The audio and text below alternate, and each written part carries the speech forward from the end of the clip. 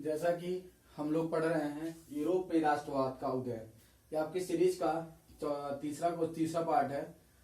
सबसे पहला क्वेश्चन है आपके लॉन्ग आंसर्स में, लॉन्ग आंसर और शॉर्ट आंसर दोनों को एक साथ हम मिला के पढ़ाएंगे। पहला है यूरोप में राष्ट्रवाद का उदय। अब आता है इसमें कि पहला क्वेश्चन था 1789 में फ्रांस में किस प्रकार की शासन व्यवस्था थी, उसका विरोध क्यों हुआ, कोई एक कारण लिखिए। देखिए कहा जा रहा है कि 1789 में फ्रांस में किस प्रकार की शासन व्यवस्था था। पहला क्वेश्चन आपका है कि फ्रांस जो था वहां पे किस प्रकार की शासन व्यवस्था थी। तो उस समय जो फ्रांस था उसमें राजतंत्रात्मक व्यवस्था थी। राजतंत्र मतलब वहां पे एक राजा हुआ करता था जो पूरे देश पर शासन करता था। जैसे पहले हमारे यहाँ हुआ करता था मोहम्मद गोरी हुए, पृथ्वीराज चौहान हुए, ऐसे एक राजा हुआ करते क्षेत्र के। वैसे वहां भी क्या राजतंत्रात्मक शासन व्यवस्था थी। फिर उसका विरोध क्यों हुआ, देखिए राजतंत्रात्मक ऐसा था, जो राजतंत्रात्मक होता है तो उनके पास कुछ मंत्री होते हैं, उनकी सलाह पे वो कार्य करते हैं, लेकिन उनकी नीतियां क्या थी, उनकी नीतियां बहुत खराब थी, जिसकी वजह से आर्थिक कुप्रबंध के चलते फ्रांस की अर्थव्यवस्था क्या होती, बदहाली में पहुंच गई थी। मतलब जैसे कह सकते हैं जिसकी आर्थिक नीतियां, वहां की जो लोगों की जरूरतमंद की चीजें थी वो उनके पास नहीं पहुंच रही थी, जिसकी वजह से क्या हुआ कि वहां पे आर्थिक नीतियां उनकी फेल हुई, और जब बदहाली में पहुंच गई तो वहां पे क्या हो गया, कह रहा वहां की अर्थव्यवस्था बहुत खराब हो गई, जिसके कारण वहां के लोगों ने क्या किया, जिसके चलते लोगों ने विद्रोह कर दिया, और इससे क्या होगी, फ्रांस की घटना घटित हो गई। इसीलिए इसका आंसर ऐसा है 1789 में फ्रांस में राजतंत्र शासन व्यवस्था थी।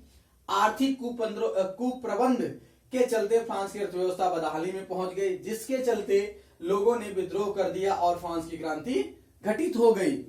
इसके बाद इस चैप्टर का सबसे मोस्ट इंपॉर्टेंट क्वेश्चन आपका है, मोस्ट इंपॉर्टेंट क्वेश्चन जो लगभग हमेशा पूछा जाता है कि जर्मनी का एकीकरण कब और कैसे हुआ। कहने का मतलब देखिए जब यूरोप की बात होती है तो यूरोप में कई देश आते हैं, जैसे लगभग आपके 30 से 32 देश के आसपास आते हैं।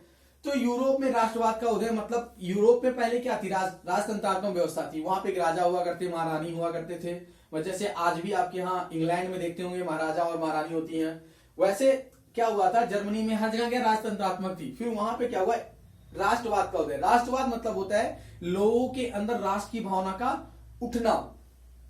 जैसे अभी अपने यहाँ कोई देश पे कोई बाहरी देश आक्रमण कर दे या फिर कुछ भी हो जाता है तो सबके अंदर भावना आ जाती है कि हाँ हमको लड़ना है और अपने देश की सुरक्षा करना है। वैसे ही राष्ट्रवाद की भावना सबके अंदर उत्पन्न होना। अब हमारा क्वेश्चन है जर्मनी का एकीकरण कब और कैसे हुआ। देखिए जर्मनी का जो एकीकरण करने का मतलब यहाँ पे ये है कि जर्मनी के जो छोटे छोटे राज्य थे वो अलग अलग क्षेत्रों में विभाजित थे।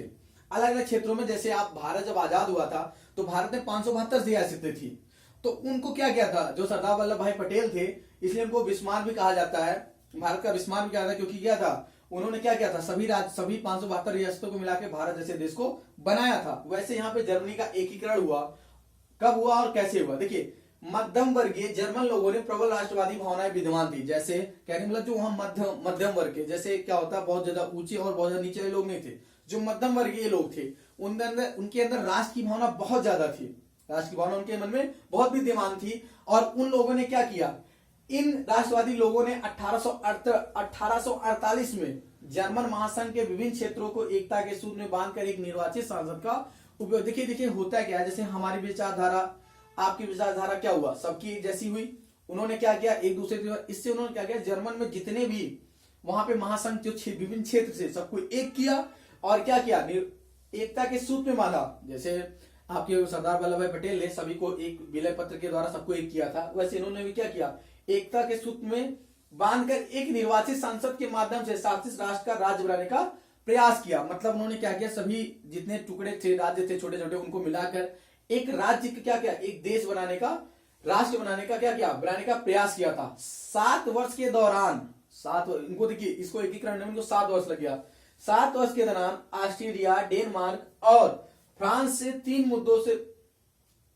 मुद्दों में प्रसा की जीत हुई। मतलब कहने का मतलब 2 से 3 ऐसे मुद्दे थे जिनमें इन तीनों देशों से क्या हुआ, मुद्दों में। अब प्रसा क्या है, प्रसा जर्मनी में जो शासन व्यवस्था, जो मध्यम वर्गीय लोगों ने लोगों को मिला के एक संसद का निर्माण किया, उसे कहते हैं प्रसा की जीत हुई, और एकीकरण की प्रक्रिया पूरी हुई। और इससे क्या हुई, एकीकरण की प्रक्रिया पूर्ण हो गई। 1 जनवरी 1871 में वायसराय में हुई एक समारोह में प्रसा के राजा विलियम प्रथम को जर्मनी का सम्राट घोषित किया गया। देखिए होता क्या है, जब प्रसा की जीत हुई तो प्रसा में क्या हुआ था, वहां पे एक वायसराय की संधि, आप इसी चैप्टर में आगे पढ़ेंगे वायसराय की संधि किसे कहते हैं। तो होता क्या वायसराय की संधि में, वहां पे एक समारोह होता है, वहां प्रसा देखिए जो जीतता है या कह सकते हैं जिसकी बात मानी जाती है उसी का शासन बनता है। तो यहाँ पे क्या हो रहा था, जर्मनी ने अपनी क्या फ्रांस के मुद्दों से प्रसा की जीत हुई थी, मुद्दों पर प्रसा मतलब जर्मनी की जीत हो गई, और जर्मनी की जब जीत हो गई तो एकीकरण प्रक्रिया पूर्ण हो गई और 1 जनवरी 1871 वायसराय में संधि हुई, जहां पे समारोह चला और वहां पे ये लोगों के मत से क्या हुआ कि समारोह प्रसा के राजा विलियम प्रथम को जर्मनी का प्रथम सम्राट घोषित कर दिया। अब देखिए इसका आंसर क्या है, जर्मनी का एकीकरण कब हुआ, तो जर्मनी का एकीकरण क्या हुआ 1848 में।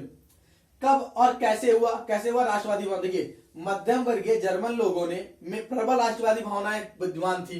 इन राष्ट्रवादी लोगों ने 1848 में जर्मन महासंघ के विभिन्न क्षेत्रों को एकता के सूत्र में बांधकर एक निर्वाचित संसद के माध्यम से 37 राष्ट्र राज्य बनाने का प्रयास किया। 7 वर्ष के दौरान ऑस्ट्रिया, डेनमार्क और फ्रांस में से 3 मुद्दों में प्रसा की जीत हुई और एकीकरण की प्रक्रिया पूरी हुई। मतलब अभी तक हमने क्या बताया था, एकीकरण 1848 से स्टार्ट किया और 7 वर्षों में, ध्यान के जो इनका एकीकरण 7 वर्ष लग गए, 7 वर्षों में 1 जनवरी 1871 में वायसराय में एक समारोह में प्रसा के राजा विलियम प्रथम का जर्मनी का सम्राट घोषित किया गया। ये जो विलियम प्रथम है, ये आपका एक बहुविकल्पीय क्वेश्चन बनता है कि जर्मनी ने प्रथम सम्राट किसे घोषित किया, इसको कहते हैं विलियम प्रथम।